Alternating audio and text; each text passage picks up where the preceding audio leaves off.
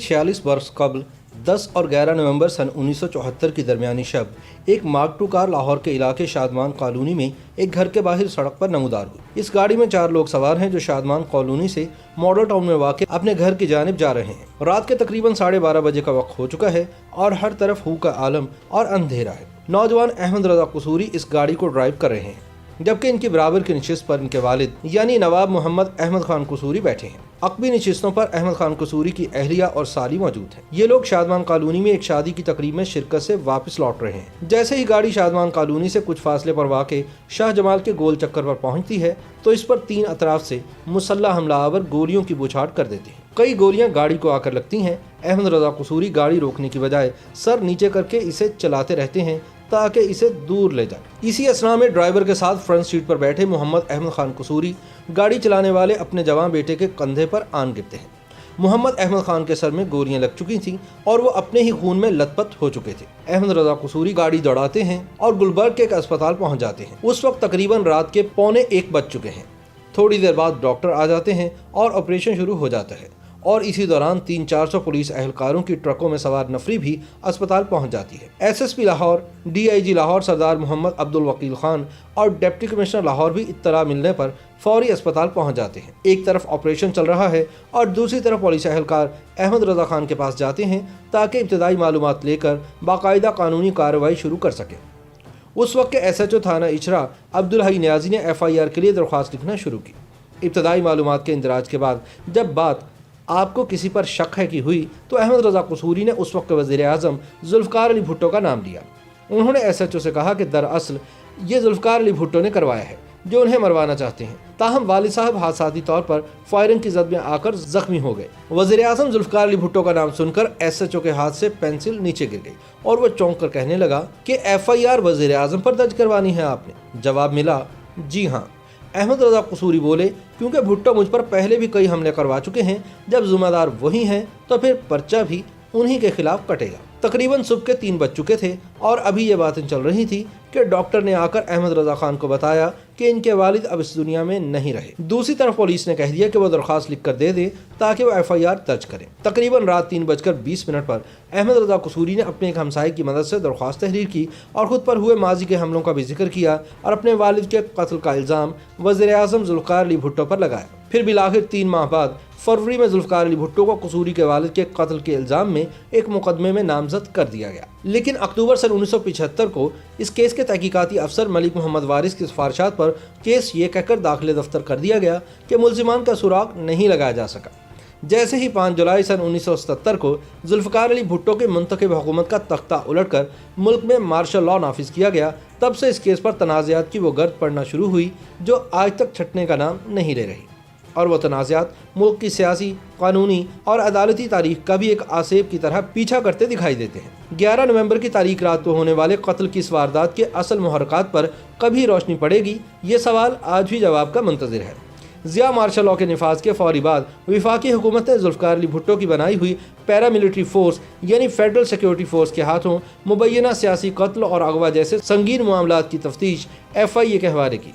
मार्च सन 1975 में FIA के deputy director Abdul खालिक ने इस शक का इजहार किया कि फेडरल सिक्योरिटी फोर्स नवाब मोहम्मद अहमद खान के कत्ल में मुलव्विस हो सकती है और इसी शक की बुनियाद पर 24 और 25 जुलाई सन 1975 को यानी मार्शल लॉ के ठीक 20 दिन बाद फेडरल सिक्योरिटी फोर्स के सब इंस्पेक्टर अरशद इकबाल और assistant sub inspector Rana Iftikhar Ahmad से इस केस के मुतालिक तफ्तीश शुरू हो गई और फिर दोनों को इस केस में गिरफ्तार कर लिया गया। फिर जैसा कि हुआ करता है वैसे ही 26 जुलाई सन 1977 को मजिस्ट्रेट जुल्फ़िकार अली तूर के सामने दोनों एहलकार अपने जुर्म का एतराफ़ कर लेते हैं, जिसके बाद डायरेक्टर ऑपरेशन और इंटेलिजेंस मियां मोहम्मद अब्बास और इंस्पेक्टर गुलाम मुस्तफ़ा को भी गिरफ्तार कर लिया जाता है और वो सब भी हस्बे तवक्को मजिस्ट्रेट के रूबरू अपने जुर्म का एतराफ़ कर लेते हैं। इंस्पेक्टर गुलाम हुसैन भी मुल्ज़िमान में शामिल थे, लेकिन बाद में वो वादा माफ़गवा बन गए। मसूद महमूद, जिन्हें मार्शल लॉ निफाज के फौरी बाद गिरफ्तार कर लिया गया था, वो भी कैद के 2 माह बाद भुट्टो के खिलाफ वादा माफ़गवा बन गए, जिसके बाद जुल्फ़िकार अली भुट्टो को भी इस केस में 3 सितंबर सन 1977 को गिरफ्तार कर लिया गया। भुट्टो की गिरफ्तारी के 10 रोज़ बाद जस्टिस KM समदानी ने इनको जमानत पर रिहा कर दिया, जिसके नतीजे में मुबैना तौर पर जस्टिस समदानी को फौरी तौर पर ओहदे से हटा दिया गया और 3 दिन बाद भुट्टो को दोबारा इसी केस में मार्शल लॉ के तहत गिरफ्तार कर लिया गया।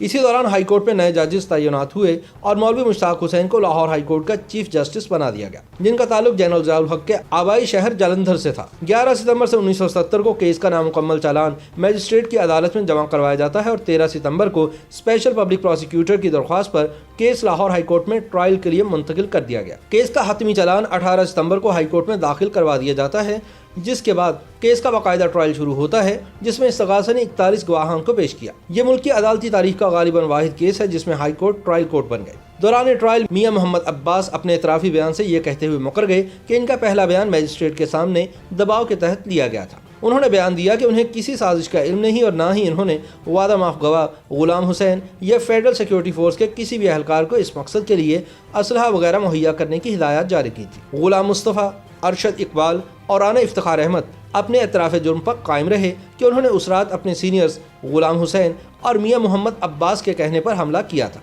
जिससे अहमद रजा खान के वालिद की मौत वाक़ हुई। 2 मार्च सन 1978 को ट्रायल मुकम्मल हो जाता है और 18 मार्च को केस का फैसला सुना दिया जाता है, जिसमें हाई कोर्ट के 5 जजेस ने अपने फैसले में करार दिया कि शवाहिद की मौजूदगी में ये बात साबित होती है कि जुल्फ़िकार अली भुट्टो ने director general federal security force Masood Mahmood के साथ मिलकर अहमद रजा कसूरी को कत्ल करने की साजिश तैयार की थी और फेडरल सिक्योरिटी फोर्स के हमले के नतीजे में ही इनके वालिद मोहम्मद अहमद खान कसूरी मारे गए थे। जुल्फ़िकार अली भुट्टो को इस केस में मौत की सज़ा सुनाई गई। हाई कोर्ट के फैसले के बाद मुल्ज़िमान ने सुप्रीम कोर्ट में इसे चैलेंज किया, जहां पर 9 जजेस थे। एक जज जुलाई सन 1978 में रिटायर्ड हो गए, जबकि एक बीमारी की वजह से रुखसत पर भेज दिए गए। बाकी 7 जजेस ने फरवरी सन 1979 को अपील पर फैसला सुना दिया। 7 में से 4 जजेस ने लाहौर हाई कोर्ट का फैसला बरकरार रखा, जबकि 3 ने जुल्फ़िकार अली भुट्टो को इल्ज़ामात से बरी कर दिया। सुप्रीम कोर्ट ऑफ पाकिस्तान से अपील मुस्तरद होने के बाद जुल्फ़िकार अली भुट्टो को 4 अप्रैल सन 1979 को तख्ता-ए-दार पर लटका दिया गया। ये और बात है कि तारीख की अदालत ने भुट्टो के कत्ल को जुडिशल मर्डर करार दिया। ज़ियाउल हक के दौर में यह उमूमी तासुर था कि फ़ौजी जनता ने नवाब मोहम्मद अहमद खान के कत्ल को भुट्टो से जान छुड़वाने के लिए इस्तेमाल किया और अहमद रजा कसूरी ज़ियाउल हक के आलाकार बने। लेकिन कसूरी इस बात की तरदीद करते हैं कि इस केस को दोबारा खोलने और पैरवी करने के लिए उन्हें उस वक्त की फ़ौजी क़यादत ने कहा था। अहमद रजा कसूरी का मौक़िफ़ है कि मार्शल लॉ लगने के बाद ये केस दोबारा खुला तो उस वक्त की मार्शल लॉ हुकूमत इस केस में फरीक बन गई थी। अहमद रजा कसूरी ये भी तस्लीम कर चुके हैं कि सन 1976 में इन्होंने बेगम नुसरत भुट्टो को यकीन दहानी करवाई थी कि भुट्टो के खिलाफ केस इन्होंने गुस्से में दर्ज करवाया था और वो इसे वापस लेने जा रहे हैं, ताहम उन्हें ज़िया जनता ने ऐसा करने की इजाज़त ना दी। क्या जुल्फ़िकार अली भुट्टो ने मामला सुलझाने की कोशिश की? इसके जवाब में अहमद रजा कसूरी बताते हैं कि जुल्फ़िकार अली भुट्टो ने सन 1976 में अपनी अहलिया नुसरत भुट्टो को मेरे घर भेजा था। मैंने उन्हें बड़ी इज्जत दी थी और कहा था कि वो मेरी बहनों की तरह हैं और यकीन दिलाया था कि वो माजी के मामलात का दोबारा जायज़ा ज़रूर लेंगे, ताहम उन्होंने केस वापस नहीं लिया। कसूरी ने बताया कि 7 जनवरी सन 1970 को जिस रोज़ नए इलेक्शन करवाने के लिए जुल्फ़िकार अली भुट्टो ने असम्बली तोड़ दी थी, तो उस वक्त उन्होंने इसे FIR वापस लेने के लिए आखिरी बार कहा था। लेकिन मैंने कहा कि सर, मैं इस बयान पर दस्तखत कर देता हूँ, लेकिन जब यह खबर छपेगी तो इससे मेरा इमेज बुरी तरह मुतासिर होगा। बिरादरी वाले भी सवालात करेंगे कि तुमने क्या जलालत की। अवाम की फिक्र नहीं कि क्या कहेंगे, लेकिन अपनी बिरादरी की फिक्र है। इसके बाद ना मुझे भुट्टो ने केस वापस लेने को कहा और ना ही मैंने खुद ऐसा किया। ताहम तारीखी हक़ाइक़ बताते हैं कि जुल्फ़िकार अली भुट्टो के खिलाफ नवाब मोहम्मद अहमद खान के कत्ल का मुकदमा झूठ पर मबनी था। वैसे भी भुट्टो की शहादत के बाद जज मौलवी मुश्ताक ने यह बयान दिया था कि यह फैसला उन्होंने गुस्से में दिया था। बाद में सुप्रीम कोर्ट के साबिक चीफ जस्टिस और उस बेंच के मेंबर जस्टिस नसीम हसन शाह ने भी अपनी किताब और बाज़ जियो टीवी के साथ एक इंटरव्यू में इस बात का एतराफ़ किया कि हाई कोर्ट ने यह फैसला दबाव में दिया था। ये भी याद रहे कि सुप्रीम कोर्ट में फैसले की अपील के वक्त 9 जजेस थे। एक रिटायर्ड हो गए, एक को बीमारी का बहाना बनाकर छुट्टी पर भेज दिया गया और फिर सुप्रीम कोर्ट ने 3 के मुकाबले में 4 जजेस के फैसले से भुट्टो की फांसी की तौसीक कर दी। 4 जजेस ने सजाए मौत को बरकरार रखा, जबकि 3 जजेस ने भुट्टो को बरी कर दिया था और इस तरह के मुनक़सम फैसले में कभी सजाए मौत नहीं दी जा सकती थी। लिहाजा आज सब लोग इसे जुडिशल मर्डर करार देते हैं। आसिफ अली जरदारी ने सन 2008 में सदर पाकिस्तान बनने के बाद सुप्रीम कोर्ट में एक रेफरेंस दायर किया था ताकि भुट्टो केस के फैसले का दोबारा से जायज़ा लिया जा सके और तारीख को दुरुस्त किया जा सके। आसिफ जरदारी का अब भी यही मौक़िफ़ है कि जब तारीख की अदालत ने जुल्फ़िकार अली भुट्टो को बेगुनाह करार देकर शहीद का दर्जा दे दिया, तो दुनिया की अदालत में भी इनके साथ होने वाली नाइंसाफ़ी का अजाला होना ज़रूरी है।